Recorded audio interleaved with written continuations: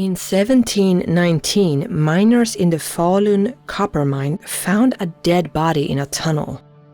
While this wasn't unusual, what caused a lot of confusion is the fact that this body appeared to be of someone recently deceased, but no one recognized him. It wouldn't be until the body was shown to the public that the body would be identified as a man named Mats Israelsson, who had disappeared 42 years earlier.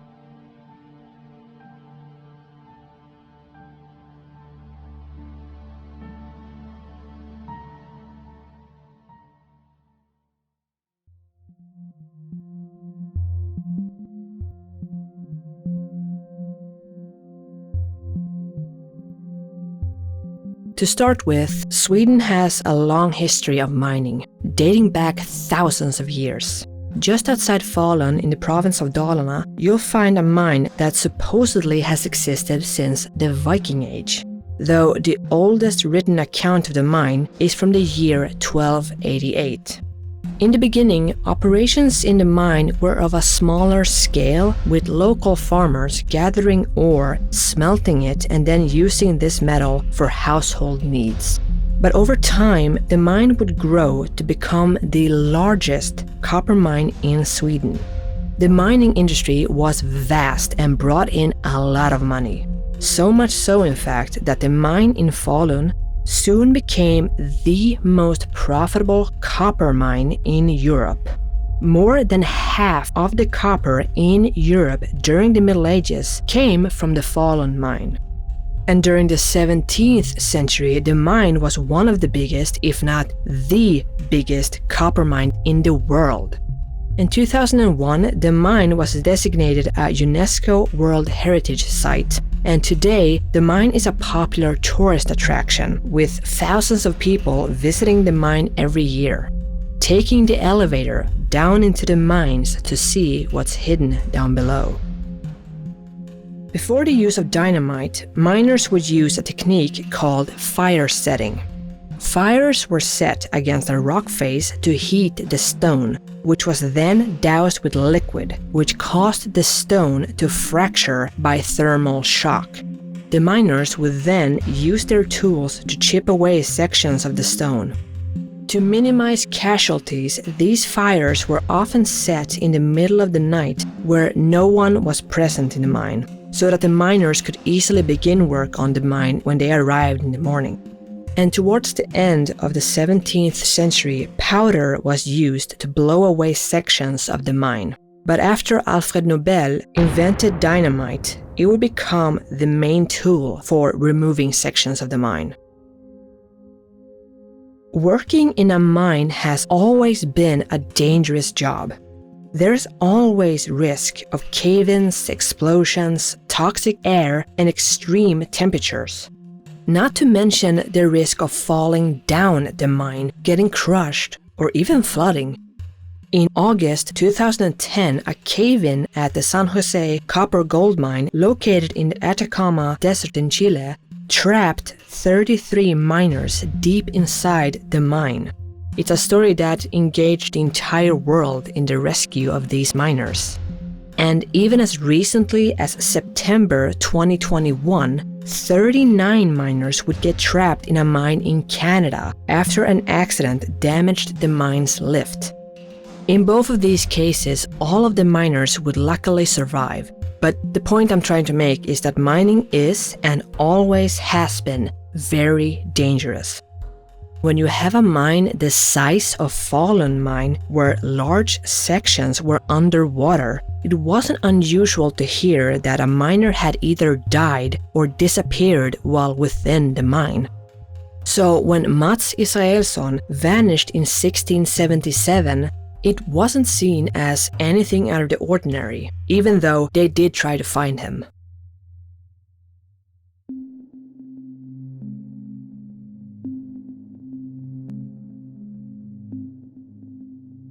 In the 18th century, mining wasn't going all that well, and it was decided that work would resume in mine shafts that had previously been abandoned.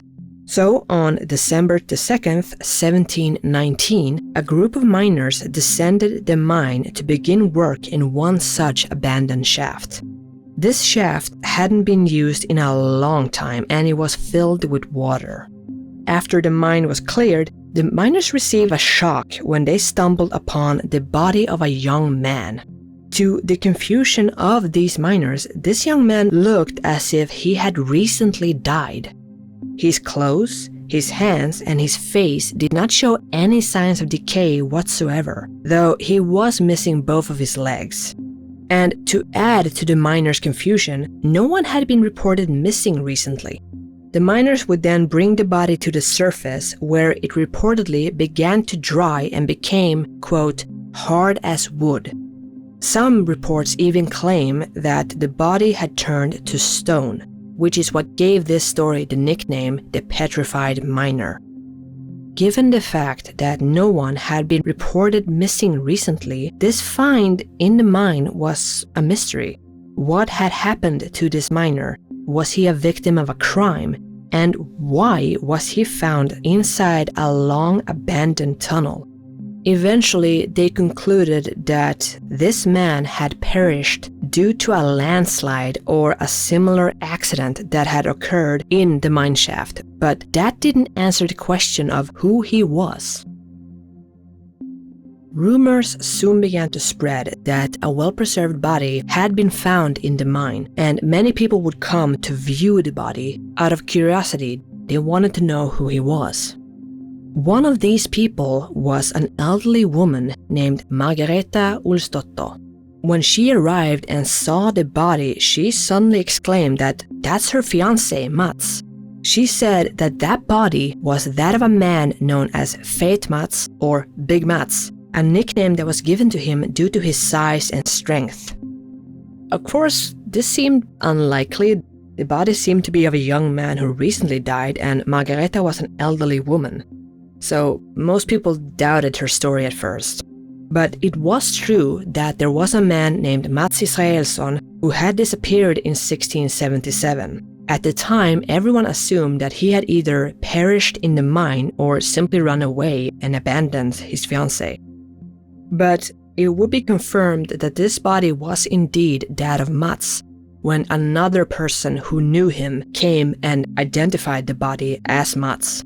He had in fact perished in the mine, and he somehow remained hidden in Mårtensfallet for 42 years before he was finally found.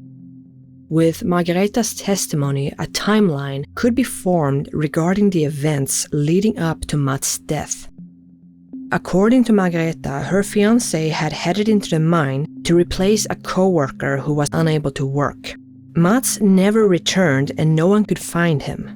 According to Margareta, Mats disappeared 14 days before Good Friday, 1677.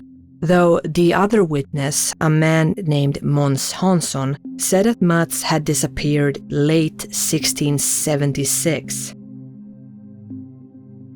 Regardless of who remembered the events correctly, Mats had been found, and they now had a general idea of who he was and what happened to him. It's believed that in his rush to fill in for this coworker, Mats had made a mistake while traveling down the mine in a barrel. You see, the fastest way down the mine is by using one of the barrels that went down the shaft to transport ore. The miners would use this quick way of getting down the mine by standing on the edge of the barrel, which of course was very dangerous, so it's believed that in his rush to get down the mine, Mats decided to use this method of transportation and simply made a mistake. Perhaps he lost his balance while standing on the barrel's edge and then fell to his death, with the barrel then following him down and slicing off both of his legs.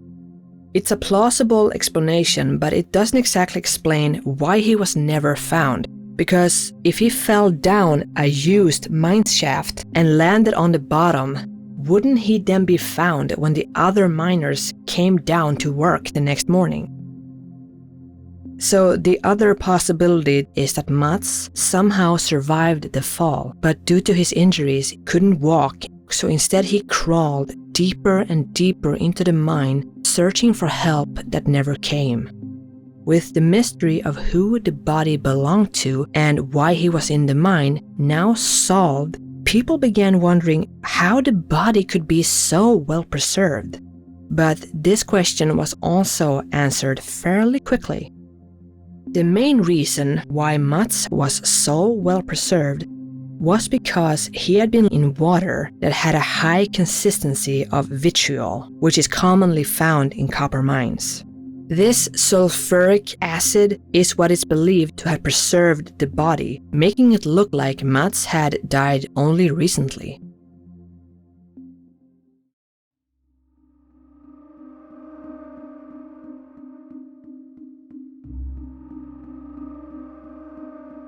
After Mats was found and identified, he was laid to rest in the local cemetery.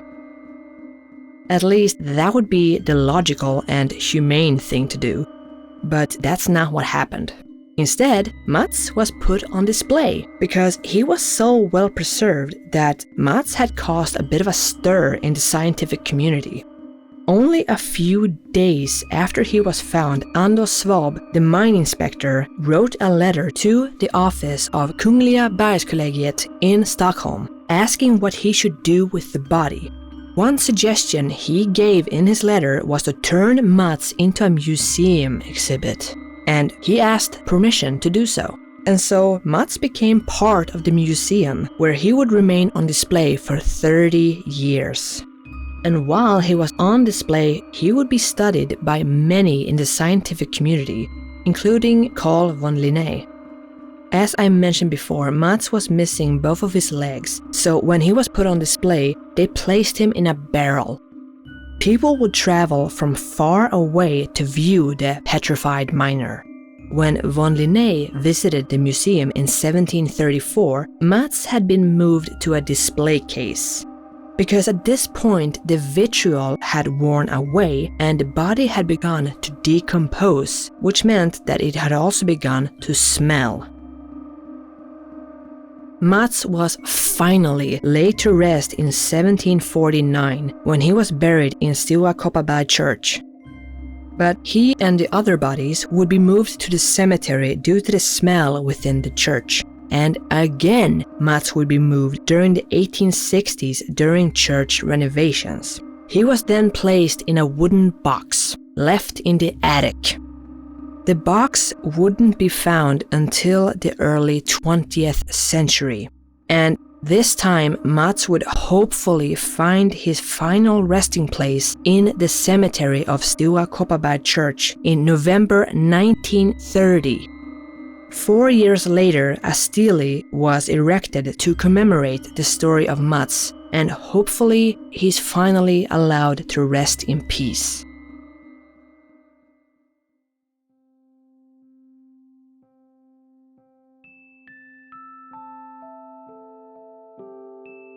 Another small mystery surrounding this story that I thought I should mention involves a lucky coin. Among the miners in Sweden, it is believed that you should always bring a silver coin as an amulet around your neck or in a pocket whenever you go down into a mine to work.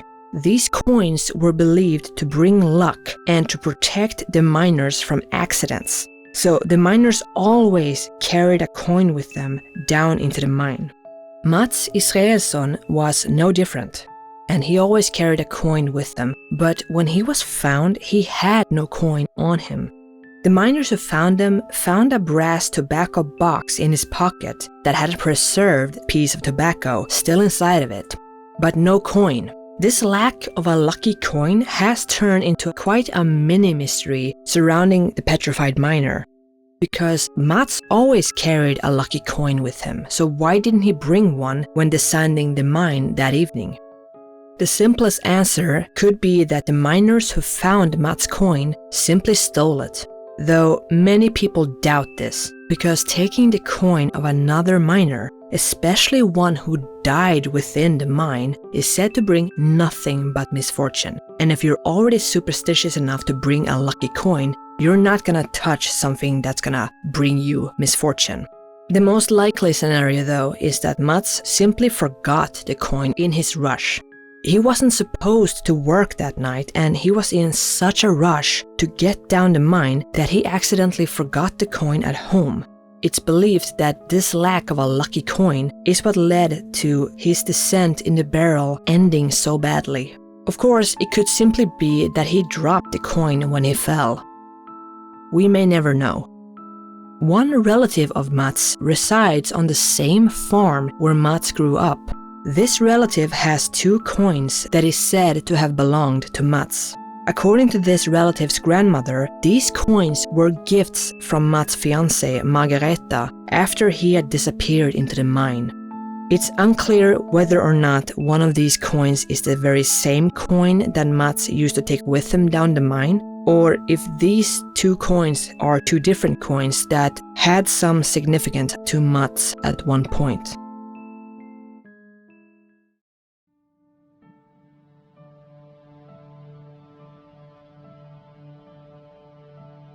It's been more than 300 years since he was found in that mineshaft.